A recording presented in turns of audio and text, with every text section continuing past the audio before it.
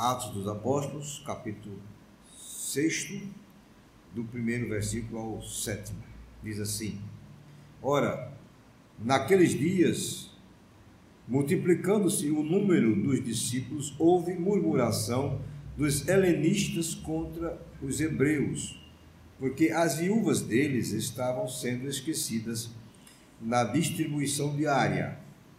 Então os 12 convocaram a comunidade dos discípulos e disseram: não é razoável que nós abandonemos a palavra de Deus para servir às mesas. Mas, irmãos, escolhei dentre vós 7 homens de boa reputação, cheios do Espírito e de sabedoria, aos quais encarregaremos deste serviço. E quanto a nós, nos consagraremos à oração e ao ministério da palavra. O parecer agradou a toda a comunidade, e elegeram Estevão, homem cheio de fé e do Espírito Santo, Filipe, Prócoro, Nicanor, Timão, Pármenas e Nicolau, prosélito de Antioquia. Apresentaram-nos perante os apóstolos e estes, orando, lhes impuseram as mãos. Crescia a palavra de Deus em Jerusalém e se multiplicava o número dos discípulos. Também muitíssimos sacerdotes obedeciam à fé. Vamos orar. Senhor nosso Deus, nosso querido Pai, mais uma vez, Senhor, nós nos colocamos diante de Ti, agora para pedir a Tua bênção na exposição da Tua palavra. Senhor amado, acabamos de ler uma passagem das Escrituras, da Tua palavra, Senhor, e o nosso objetivo e propósito é explicar este texto para a Tua igreja. Senhor, dá-nos a graça de podermos fazê-lo de forma fiel à Tua palavra, Senhor, que não nos desviemos a ponto de trazermos para a igreja conceitos próprios. Não, Senhor, que só venhamos a falar aquilo que a Tua palavra está dizendo mesmo. Mesmo que seja uma exposição bem simples, mas que a Tua igreja possa entender. É isso que nós queremos, Senhor, que a Tua igreja compreenda e seja edificada. Ajuda-nos, pois, eu te peço, Senhor, em nome de Jesus. Amém. Meus irmãos,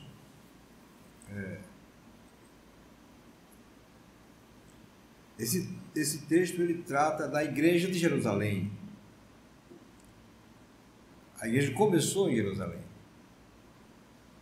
e provavelmente era a igreja onde os apóstolos estavam concentrados.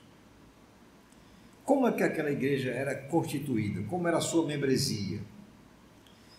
Ela era basicamente constituída de duas classes de pessoas.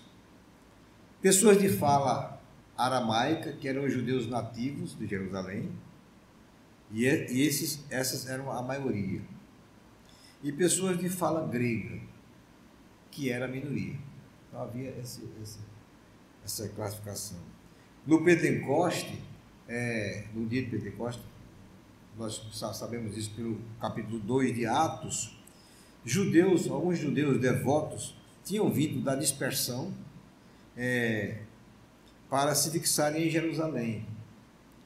E muitos desses que vieram eram pessoas já idosas e que desejavam passar o resto dos seus dias na Cidade Santa, né, que era a cidade de Jerusalém. E essas pessoas, muitas delas viúvas, eram assistidas pela igreja de Jerusalém. O texto diz que a igreja crescia. Veja que é o que diz a primeira parte do versículo 1, né? Ora, naqueles dias, multiplicando-se o número dos discípulos, então a igreja começou a crescer. E a igreja ela não começou a crescer de forma, eu diria, uma progressão aritmética, não era somando, mas era multiplicando. Nas duas pregações de Pedro, nós vimos que o número cresceu muito. A primeira, quase 4.000 pessoas, 3.000 pessoas, era um número muito grande de gente. enquanto nossa igrejinha aqui tem 90 membros, né? Na primeira pregação de Pedro, a igreja já passou das 3 mil pessoas. Então a igreja crescia de forma maravilhosa, né, podemos dizer. Mas uma coisa nós não podemos negar, que aquela igreja não era diferente da nossa. Aquelas pessoas não eram diferentes das pessoas de hoje. Elas eram pessoas do mesmo jeito que nós somos. E elas eram pecadoras do mesmo jeito. E se elas eram pecadoras, mesmo sendo remidas, já salvas pelo Senhor, porque quando elas se convertem, elas são salvas pelo Senhor, mas elas continuam sendo pecadoras.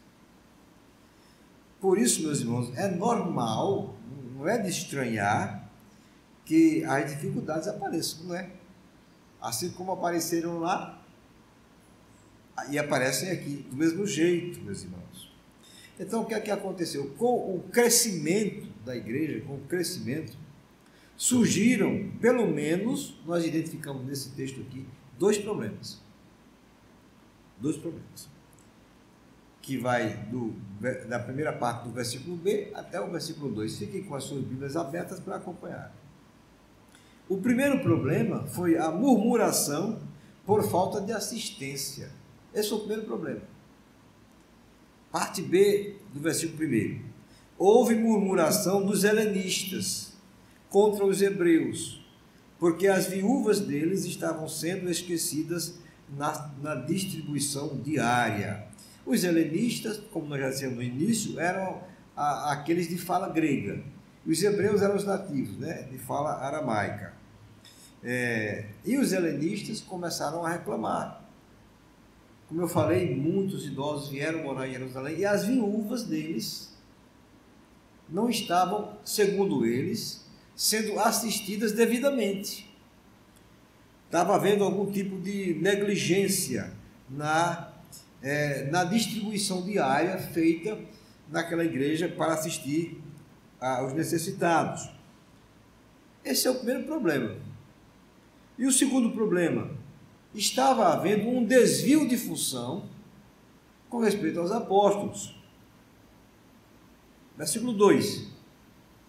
Então os 12 convocaram a comunidade dos discípulos e disseram: não é razoável que nós abandonemos a palavra de Deus para servir às mesas.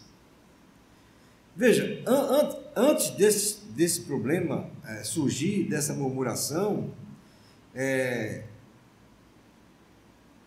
com respeito à assistência às viúvas gregas, eram os apóstolos que cuidavam dessa parte. A parte de assistência estava sobre eles. Abram em Atos, capítulo 4, do versículo 34 ao 35. Nós vamos ver que era isso que estava acontecendo. Capítulo 4, 34, 35 diz assim: pois nenhum necessitado havia entre eles, porquanto os que possuíam terras ou casas, vendendo-as, traziam os valores correspondentes e depositavam aos pés dos apóstolos. Então se distribuía a qualquer um à medida que alguém tinha necessidade. Então vejam que eram os apóstolos que estavam cuidando dessa parte, não é verdade? Eles traziam os bens, o valor em dinheiro, e os apóstolos estavam administrando. Mas, meus irmãos, isto era um desvio de função. Isso é um desvio de função. Essa não era a função precípua dos apóstolos, de jeito nenhum. A função dos apóstolos era, primordialmente, dedicarem-se exclusivamente à oração. Isso você vai ver no versículo 4.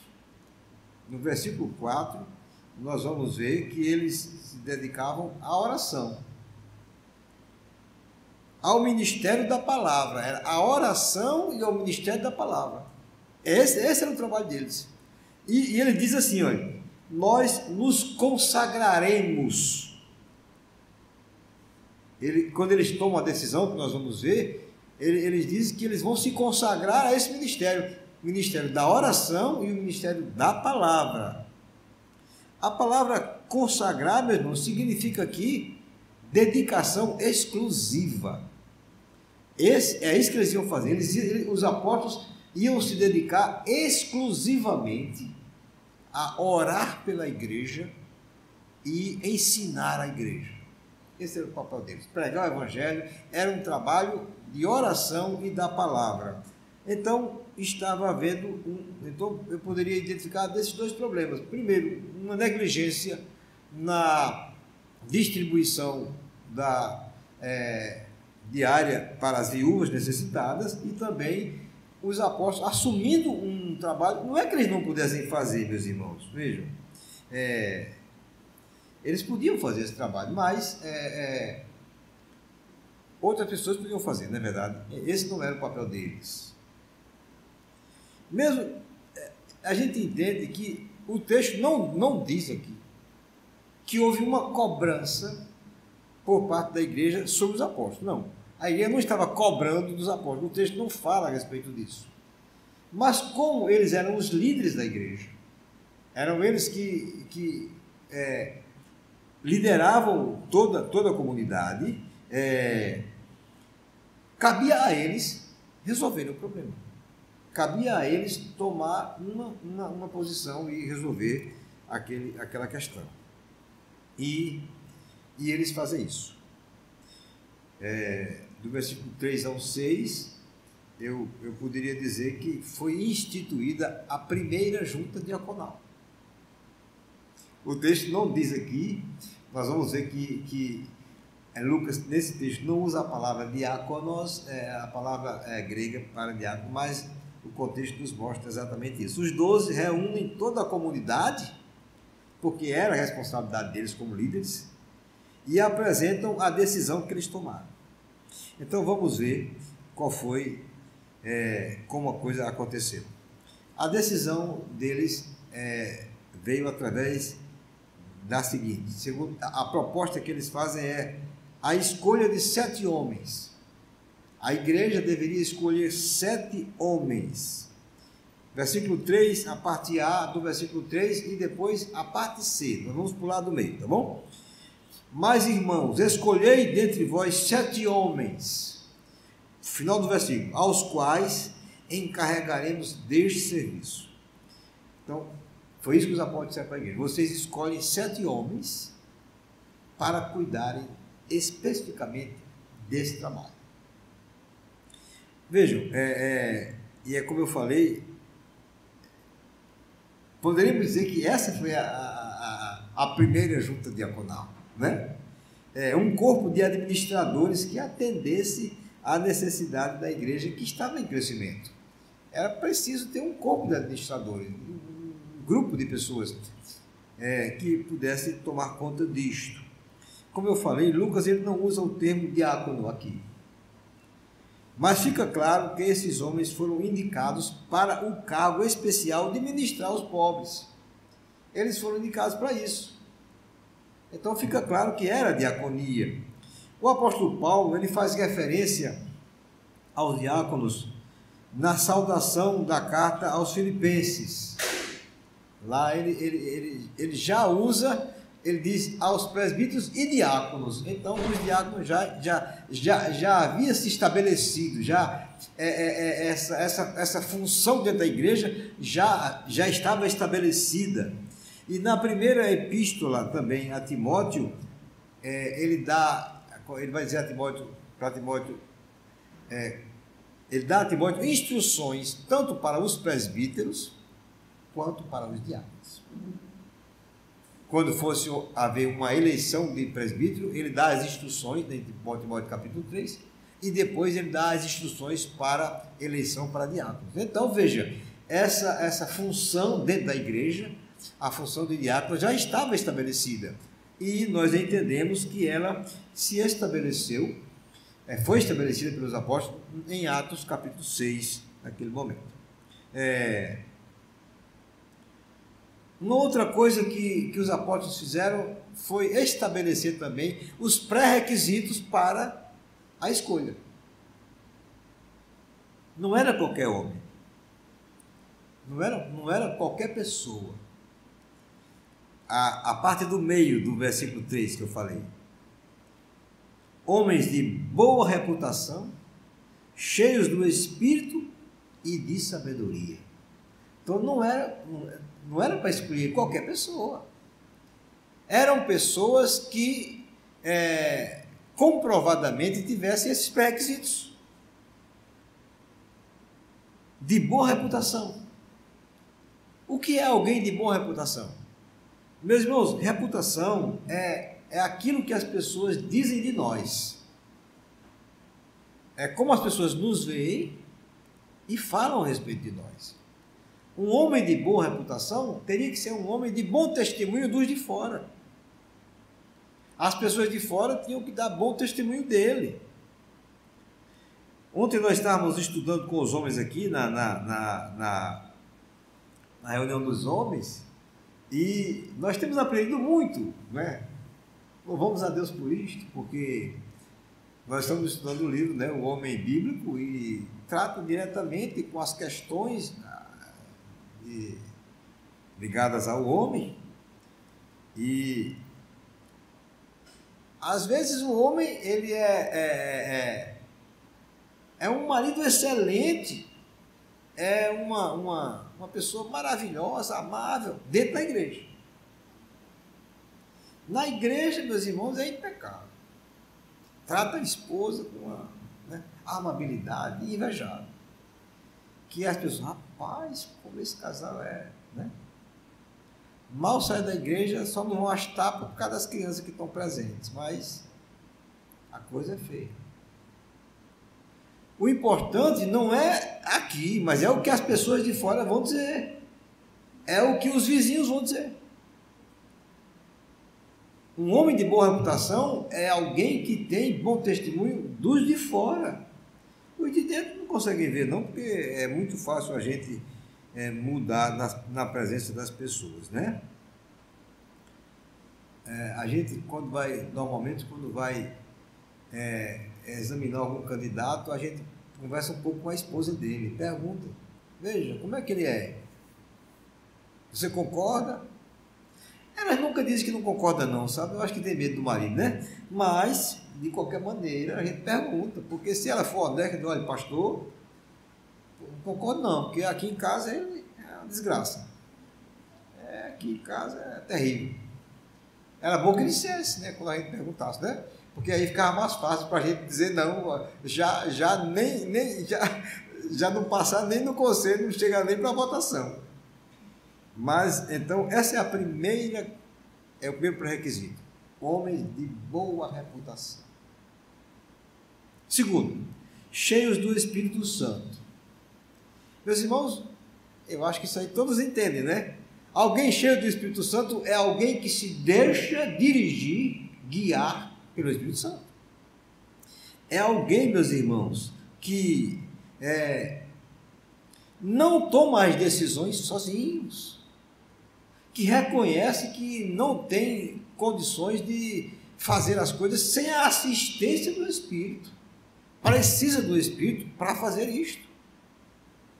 Isto chama-se ser cheio do Espírito. E a terceira, cheio de sabedoria também. Sabedoria não do mundo, mas sabedoria do alto. Porque Tiago vai dizer que existe dois tipos de sabedoria. A sabedoria aqui da terra, que ele chama de terrena, animal e demoníaca, que não tem nada a ver com a sabedoria de Deus. E a sabedoria do alto, que ele diz que ela é primeiramente pura, depois pacífica, plena de indulgência e de boas obras. Meus irmãos, vejam, esses pré-requisitos, eles são indispensáveis àqueles que vão se envolver na tarefa de distribuir alimento, distribuir dinheiro, não é? Lidar com as necessidades e os sentimentos das pessoas. Essa é a tarefa do diácono. Digamos que alguém da igreja está precisando de algum recurso. O conselho dá para o diácono um recurso para que ele leve para a pessoa. ou de uma cesta básica, ou de alimento. É o diácono que deve ir na casa das pessoas para verificar se elas estão necessitando de alguma coisa. Para isso eles precisam ter sabedoria do alto, sensibilidade do Espírito, para lidar com estas questões. Porque uma palavra errada pode prejudicar seriamente, causar sérios danos na vida daquela pessoa. Mesmo que naquele momento até o diácono veja que as coisas não estão certas, alguma coisa não está legal, mas ele precisa ter a sabedoria do alto para não falar nada naquele momento, trazer a questão para o conselho, para o pastor, e assim vai. Então, meus irmãos, esses três pré-requisitos eles são indispensáveis a alguém que vai se envolver com esse ministério, que é um bom testemunho dos de fora, que é uma boa reputação, é ser uma pessoa cheia do Espírito Santo, né, que se deixa dirigir pelo Espírito, e também que tem a sabedoria do alto. A terceira coisa que o texto nos mostra dentro da primeira instituição da junta diaconal é que esse parecer que os apóstolos deram foi bom, foi agradável, foi um parecer que a igreja aceitou. O parecer dos apóstolos está no capítulo 4 até o capítulo 5, a parte A. Aí eles dizem: e quanto a nós, nos consagraremos à oração e ao ministério da palavra. E o texto diz que o parecer agradou a toda a comunidade. Meus irmãos, segundo o dicionário Aurélio, um parecer é uma opinião fundamentada sobre determinado assunto emitida por um especialista. Então veja, isso foi um parecer que os apóstolos deram. Então é a opinião deles, mas é fundamentada por alguém que tinha experiência no assunto. Poderia dar perfeitamente esse parecer. E esse parecer, meus irmãos, não veio apenas dos apóstolos. Essa ideia de criar a junta diaconal não veio apenas deles. Isso veio de Deus. É tanto que existe até hoje. Os diáconos existem até hoje e são bênçãos na igreja. Uma igreja sem uma junta diaconal, meus irmãos, está difícil. Está muito difícil. E o parecer dos apóstolos era baseado na seguinte opinião fundamentada. Vê onde é que eles basearam? Que nós já lemos, que foi a parte B do versículo 2. Não é razoável que nós abandonemos a palavra de Deus para servir as mesas. A igreja entendeu isto. A igreja entendeu que não era razoável. Não fazia muito sentido os apóstolos deixarem de cuidar da palavra e da oração para servir as mesas. Meus irmãos, vejam, não que os apóstolos não pudessem fazer esse trabalho. Eles podiam fazer. Qualquer pessoa pode fazer o trabalho. Não é a questão aqui, não é que o trabalho dos apóstolos era mais importante do que o trabalho dos diáconos. Não era. A questão é que eram funções diferentes. Eram funções diferentes. Os apóstolos, eles haviam sido treinados e preparados pelo Senhor Jesus para uma outra tarefa, também tão importante quanto a tarefa dos diáconos. Mas eles foram preparados para aquela tarefa. Tirá-los do seu treinamento, daquilo para o qual eles foram treinados, é um desvio de função, né? Quer dizer, Jesus treina os apóstolos para se dedicarem à oração e à palavra, e agora, por causa de uma necessidade da igreja, eles têm que desviar a sua função para atender a necessidade, se outras pessoas podiam fazer. Aí é onde está a questão. Outras pessoas podiam fazer, talvez até melhor do que eles. Eu não tenho dúvida que o trabalho da junta diaconal é muito importante, meus irmãos, muito importante, e era e foi para aquela igreja naquele momento. Com respeito à decisão dos apóstolos, nós vamos ver agora outra parte, que foi o processo. Como é que o processo ia se dar? O processo de escolha. A parte B do versículo 5.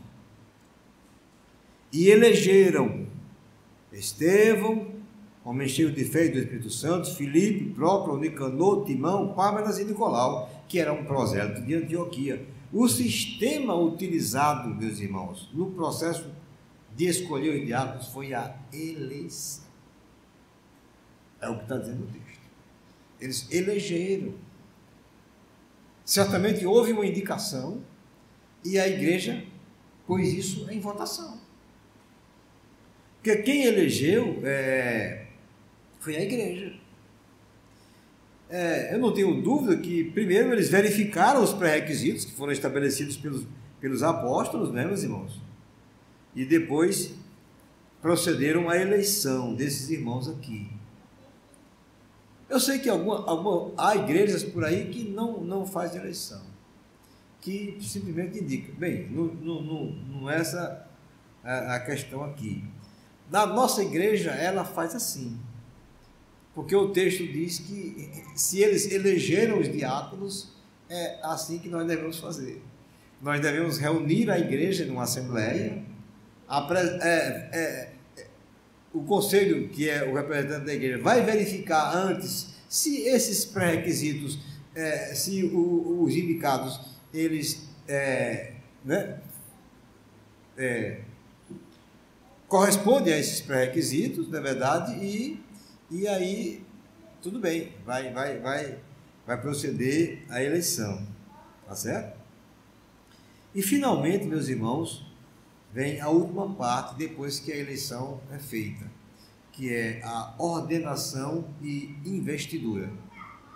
Ordenação e investidura.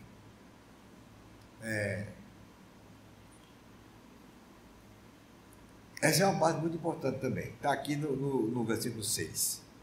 Apresentaram-nos perante os apóstolos e estes, orando, lhes impuseram as mãos.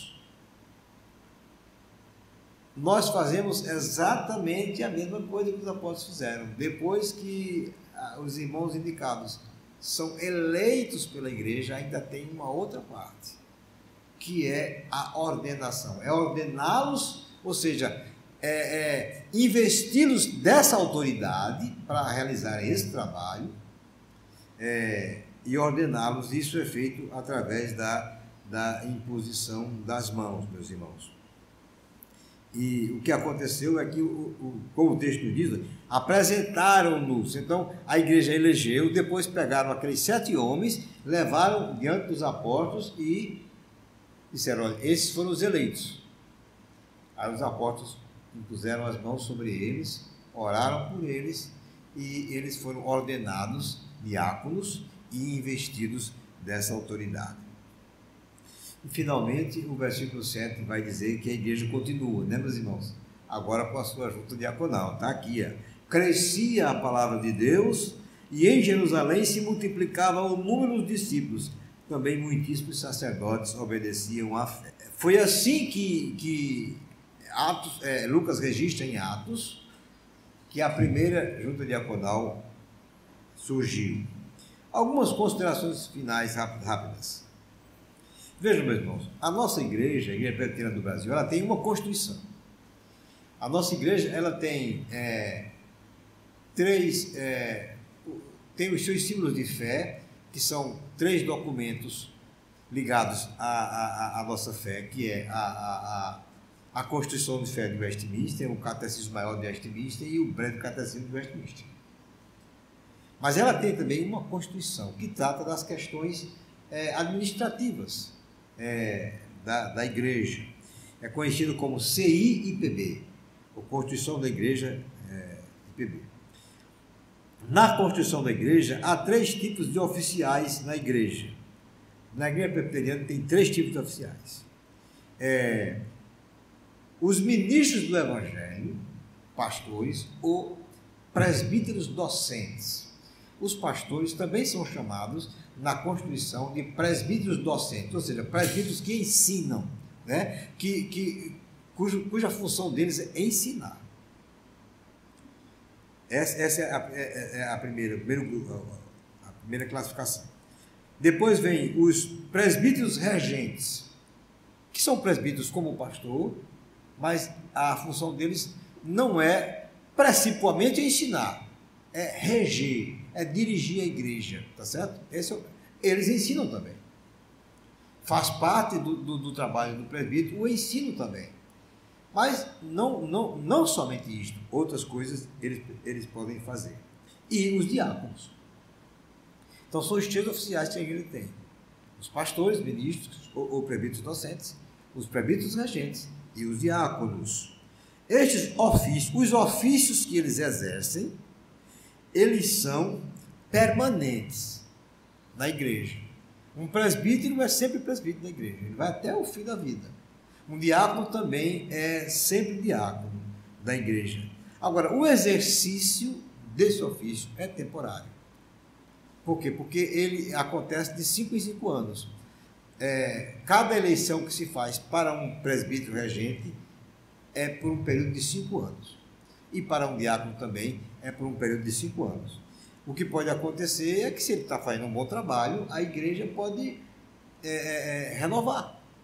E depois de 5 anos, ele é submetido novamente à eleição e a igreja pode dizer sim, e ele passa mais 5 anos.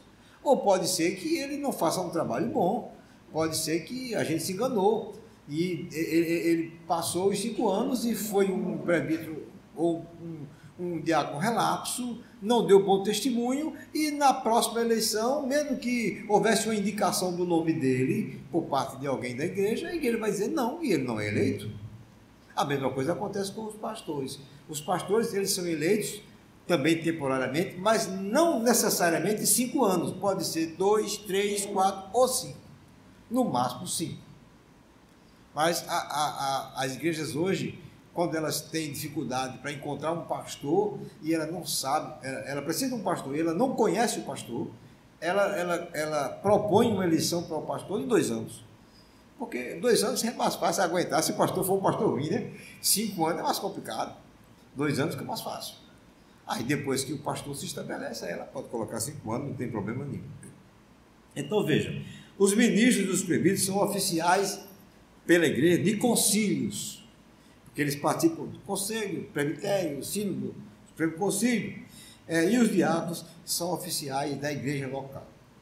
O trabalho do diácono é trabalhar na igreja local, meus irmãos. Então veja, o diácono é o oficial da igreja que cuida da assistência social, da manutenção da igreja, toda a manutenção da igreja, da reverência e da boa ordem na casa de Deus e suas dependências. O diaconato é um ofício imprescindível na igreja de Cristo. Haja vista as exigências que nós já vimos aqui, né? Boa reputação, cheio do Espírito e de sabedoria. E eu quero dizer uma coisa para finalizar: não existe hierarquia nesses ofícios. O pastor não é maior do que o presbítero e nem maior do que o diácono, nem o presbítero é maior do que o diácono, e nem o diácono é menor do que todos eles. Não. O que existe são funções diferentes. Cada um tem uma função diferente, uma função específica da igreja. Que Deus, pois, nos abençoe e tenha misericórdia de nós. Amém?